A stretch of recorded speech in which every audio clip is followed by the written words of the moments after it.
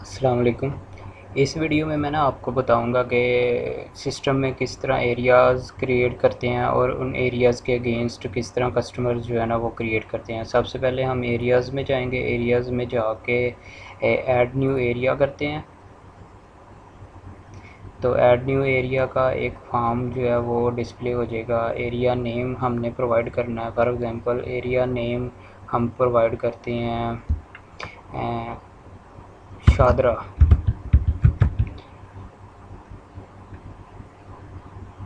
और इसको सबमिट कर दें। तो शादरा में हमारे कई कस्टमर हो सकते हैं, तो उसके लिए हमने एक एरिया क्रिएट करवा दिया शादरा का। और फिर हम अपने कस्टमर्स में जाएंगे, न्यू कस्टमर। तो यहाँ पे एंट्री डेट डिस्प्ले हो रही है और यहाँ पे जो हमने अपना एरिया क्रिएट करवाया था शादरा सेलेक्ट कर लेना है। फिर शॉप नेम, तो shop name Shahdara Sentry store, Shahdara Sentry store जो है ना वो हमने शॉप का नेम ऐड करवा दिया यहाँ पे।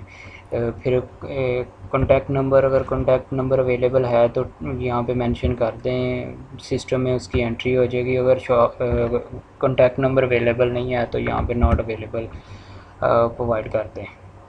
यहाँ इसको एम्प्टी रहने दे, कोई प्रॉब्लम नहीं है। यहाँ पे हम उसका नेम लिख देंगे, कस्टमर का नेम आ जाएगा जिसकी वो शॉप थी, सलमान अकरम। और कस्टमर का इमेज प्रोवाइड कर देना है। अगर आपके पास कस्टमर का इमेज है तो यहाँ पे प्रोवाइड कर दें। अगर कस्टमर का इमेज आपके पास प्रोवाइड अवेलेबल नहीं है तो इसको एम्प्टी रहने दें। हम लाइब्रेरी में जाके पिक्चर, कोई भी डमी पिक्चर जो है ना वो सिलेक्ट करवा लेते हैं यहाँ से। तो वो इमेज यहाँ पे सिलेक्ट होगी। एड्रेस जो है वो, अगर आपके पास फर्दर डिटेल में एड्रेस उसका है तो यहाँ पे प्रोवाइड कर दें, अदरवाइज़ इसको एम्प्टी रहने दें। तो मैं यहाँ पे लाहौर शादरा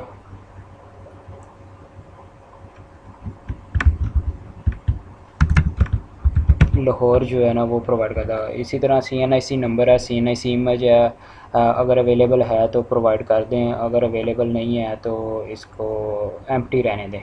और रिमार्क्स में आप फर्दर इस कस्टमर की ना कोई भी डिटेल जो है ना वो यहाँ पे प्रोवाइड करवा सकते हैं कि ये किस टाइप का कस्टमर है, या कुछ और इन्फॉर्मेशन जो आपको ज़रूरी लगे कि इस कस्टमर के बारे में ना ये इन्फॉर्मेशन जो है वो सूटेबल है, जो कि हम अपने पास सेव कर लें।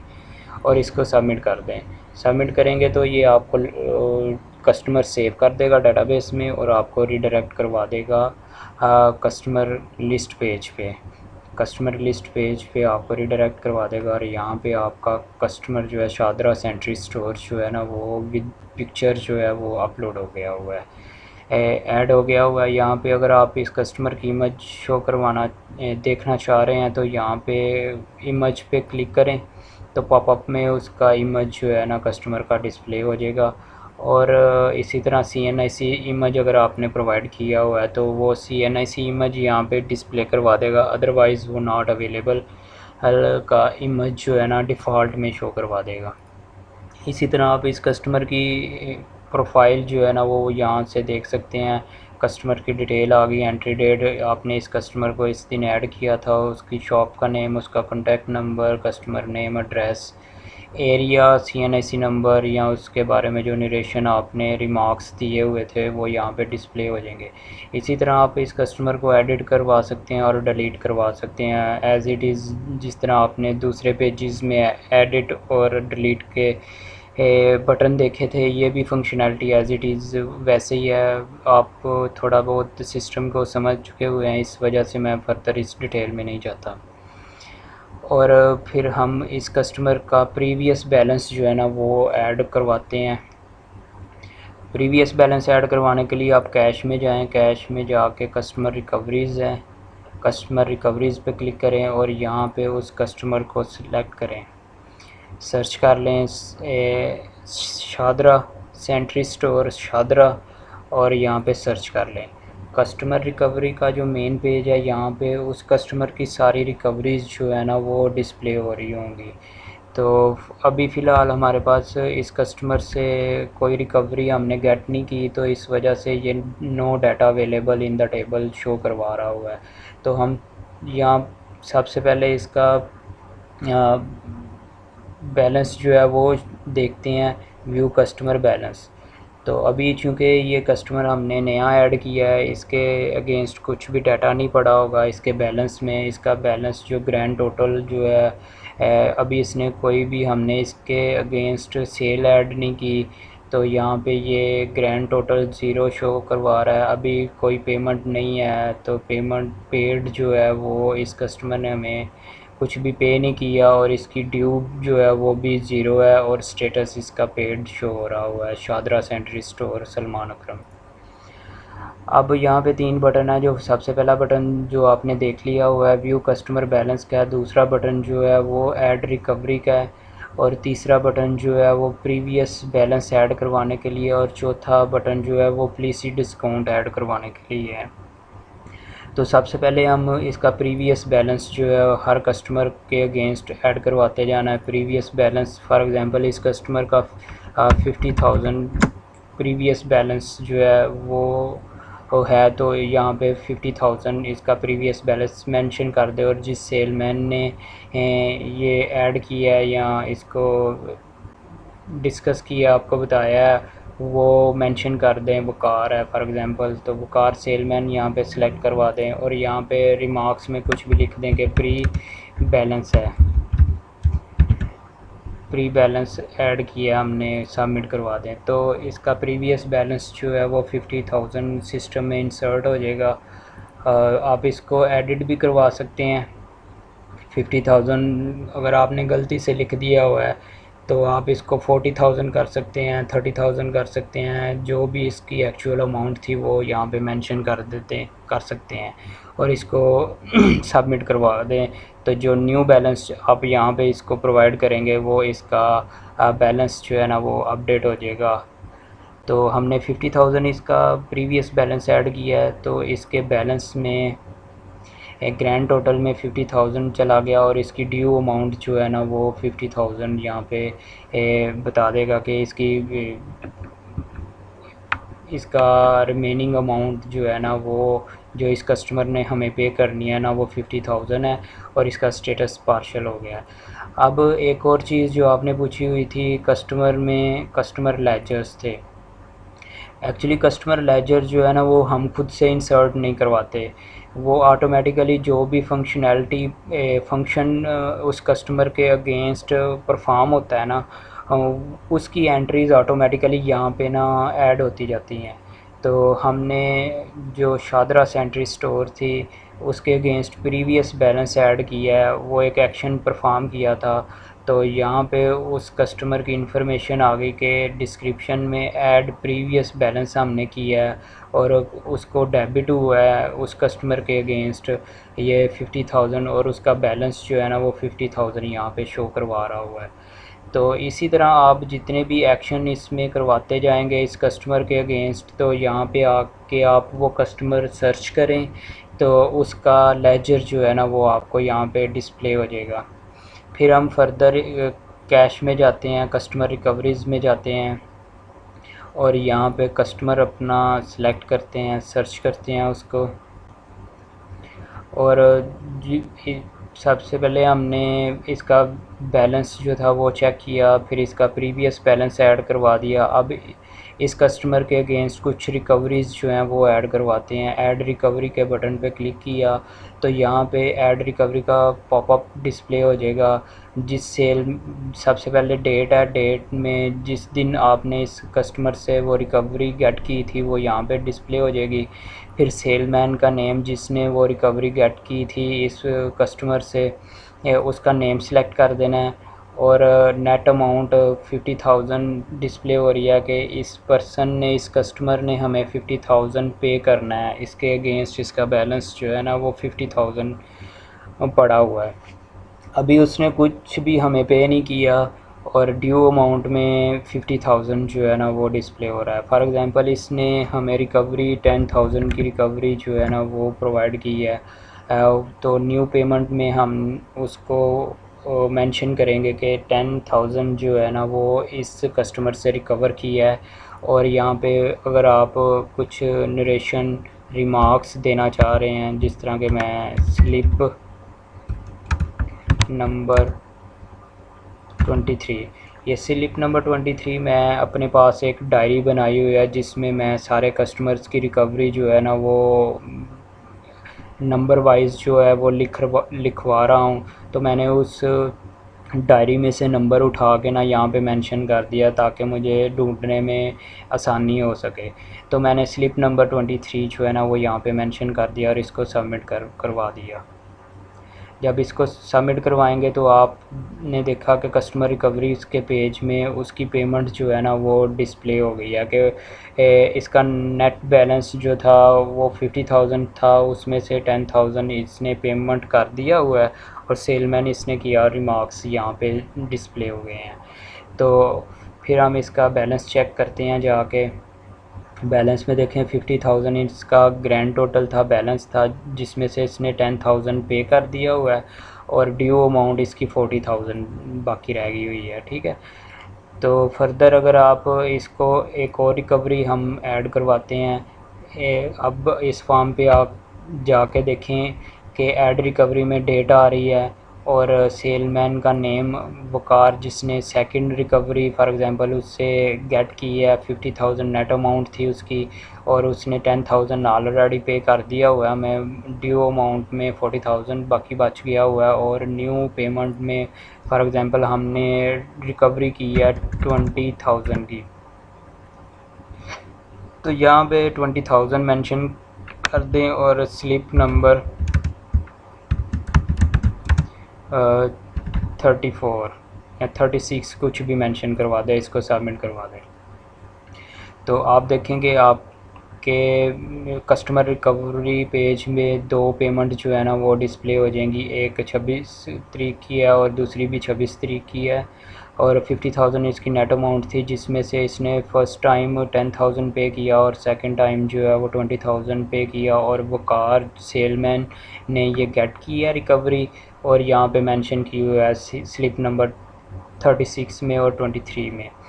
आप इसमें से किसी भी पेमेंट को एडिट भी करवा सकते हैं। फॉर एग्ज़ाम्पल अगर उस आपको लगता है कि उसने 10,000 नहीं दिया था या 5,000 दिया था, तो आप यहाँ पे 5,000 मेंशन कर सकते हैं। या उसने 10,000 नहीं दिया था, 20,000 दिया था, आपको गलती लगी और आपने यहाँ पे 10,000 लिख दिया था, तो आप इस पेमेंट को इस रिकवरी को एडिट भी करवा सकते हैं, इस पेमेंट को एडिट भी करवा सकते हैं। तो उसके लिए आप इस एडिट पे गए, पॉपअप डिस्प्ले हुआ, डेट मेंशन की, सेलमैन अगर आप अपडेट करवाना चाह रहे हैं तो ये पेड अमाउंट इतनी है, उसकी ड्यू अमाउंट बाकी इतनी रह गई है। और न्यू पेमेंट में अगर आपको गलती लगी हुआ है तो यहाँ पे ना आप मेंशन कर दें कि ये 20,000 था या समथिंग एल्स कोई भी और अमाउंट थी, वो यहाँ पे आप मेंशन करवा सकते हैं और इसको सबमिट करवा दें। तो जब आप इसको सबमिट करवाएंगे तो वो पेमेंट जो है ना वो अपडेट हो जाएगी इसकी। आपने देखा कि यहाँ पे पहले 10,000 लिखा हुआ था, अब 20,000 आ गया है और टोटल अमाउंट जो है ना इसकी वो 40,000 इसने पे कर दिया हुआ है। आप इसके बैलेंस में से जाके चेक कर सकते हैं सारी इन्फॉर्मेशन कि कितना उसने पे किया हुआ है और बाकी अमाउंट उस कस्टमर की कितनी रह गई हुई है। ग्रैंड टोटल 50,000 था, पेड जो था उसने कर दिया हुआ है, 40,000 पे कर दिया हुआ है और ड्यू अमाउंट जो है ना वो 10,000 बाकी रह गई हुई है। अब फर्दर यही चीज़ जो थी ना, ये एक्शन परफॉर्म हुए हैं इस कस्टमर के अगेंस्ट। इसका लेजर चेक करते हैं जाके कस्टमर लेजर में उस कस्टमर को सिलेक्ट करते हैं, सर्च करते हैं। आपने देखा कि सबसे पहले हमने क्या किया था, ऐड रिकवरी की थी, ऐड प्रीवियस बैलेंस किया था उसका 50,000 और इसकी 50,000 जो था वो बैलेंस बन गया हुआ था। फिर हमने एक रिकवरी ऐड की 10,000 की और वो 40,000 उसका बैलेंस बाकी बच गया। फिर हमने एक रिकवरी ऐड की 20,000 की, 40,000 माइनस 20,000, 20,000 उसका बैलेंस बाकी बच गया। फिर हमने क्या किया, एक रिकवरी को एडिट किया था, एडिट रिकवरी का एक्शन परफॉर्म किया था इस कस्टमर के अगेंस्ट। तो यहाँ पे जो न्यू वैल्यू हमने प्रोवाइड की थी वो 20,000 थी और ओल्ड वैल्यू जो थी वो 10,000 थी। तो new value minus old value 10, जो वैल्यू बाकी बचती है वो क्रेडिट हुआ था इसका एडिट के केस में।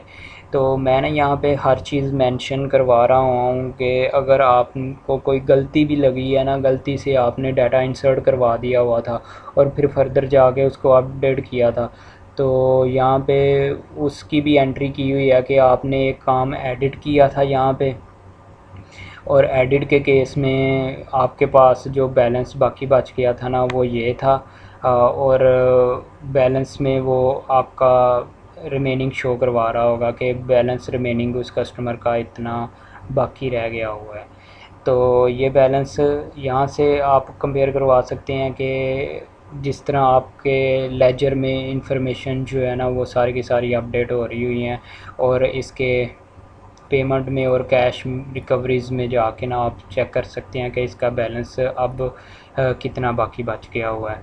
शादरा सेंट्री स्टोर है, सर्च करते हैं, सर्च में प्रीवियस बैलेंस चेक करते हैं, वहाँ पे भी 10,000 था और यहाँ पे भी 10,000 जो है ना वो मेंशन करवा रहा हुआ है आपको।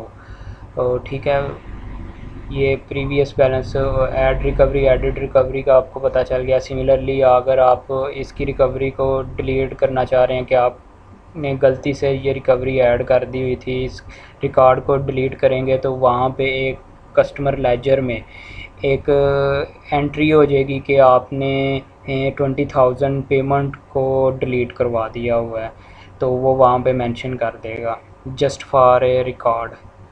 तो जब आप उसको डिलीट करेंगे 20,000 की पेमेंट जो है ना वो इसके बैलेंस में भी ऐड अप हो जाएगी, क्योंकि आपने एक एंट्री डिलीट की है, तो जो एंट्री डिलीट किया उसके अगेंस्ट जितनी भी अमाउंट आपने डिलीट की है वो बैकवर्ड हो जाएगी उस कस्टमर के बैलेंस में।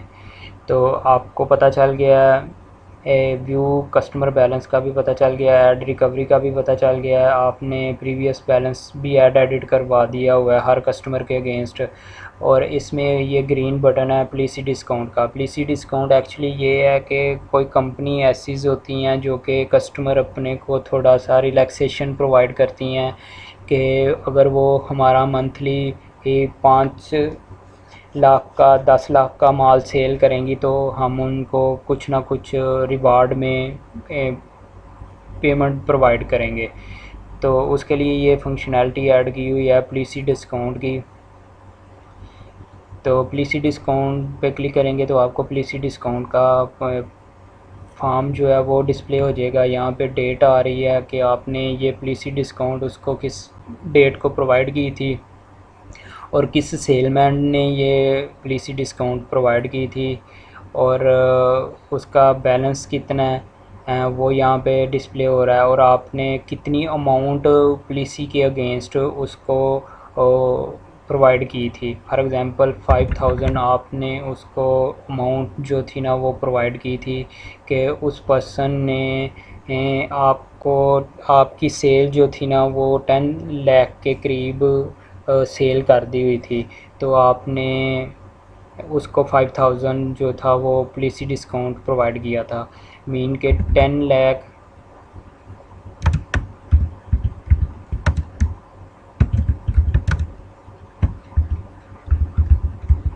पॉलिसी डिस्काउंट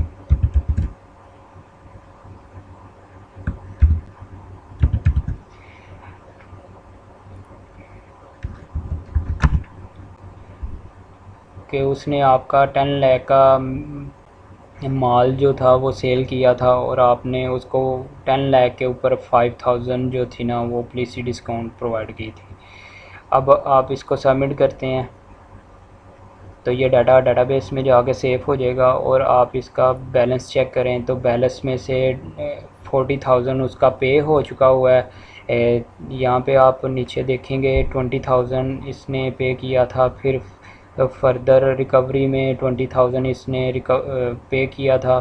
टोटल 40,000 इसका पेड था और 40,000 इसका पेड था और 5,000 जो हमने इसको डिस्काउंट दी थी वो भी इसके पेड में आ गया कि उसने उसको 5,000 हमने रिलैक्सेशन प्रोवाइड किया था, डिस्काउंट प्रोवाइड की थी। अब इसका ड्यू अमाउंट जो है ना वो 5,000 बाकी बच गया।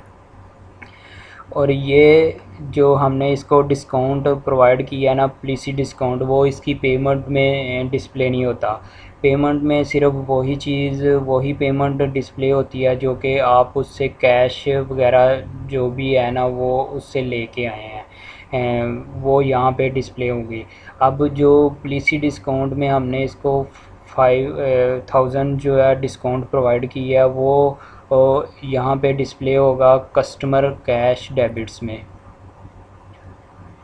कस्टमर कैश डेबिट्स के लिंक पे क्लिक करें और यहाँ पे पेज ओपन हो जाएगा कस्टमर डेबिट्स का। यहाँ पे कस्टमर डेबिट्स में से आपने सेलेक्ट करना है उस कस्टमर को, शॉप नेम या कस्टमर नेम जो है उसको सेलेक्ट कर लें, सर्च करें तो आपने जो इसको डिस्काउंट 5,000 प्रोवाइड की थी वो यहाँ पे मेंशन हो जाएगी कि आपने शादरा सेंट्री स्टोर को 5,000 डेबिट किया है।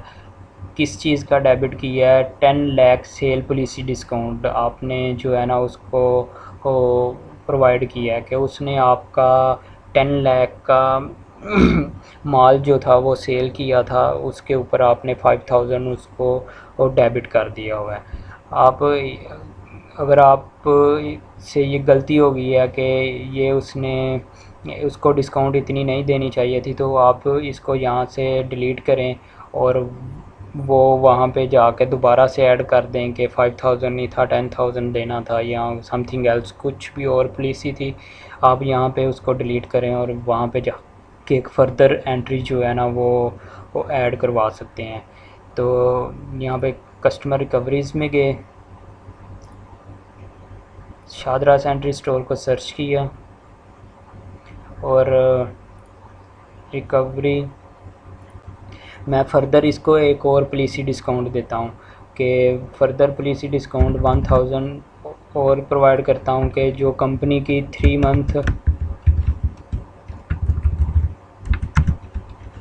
मंथ पॉलिसी डिस्काउंट थी, कोई भी हो सकती है, 3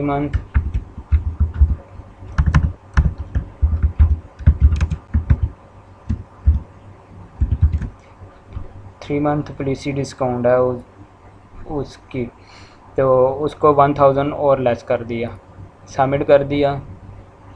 तो इसका बैलेंस चेक किया, 4,000 इसका ड्यू बाकी बच गया हुआ है, 46,000 इसने पे कर दिया हुआ है। और इसके डेबिट्स में जाके चेक करते हैं, कस्टमर कैश डेबिट्स जो इसको किया है वो यहाँ पे डिस्प्ले हो जाएगा।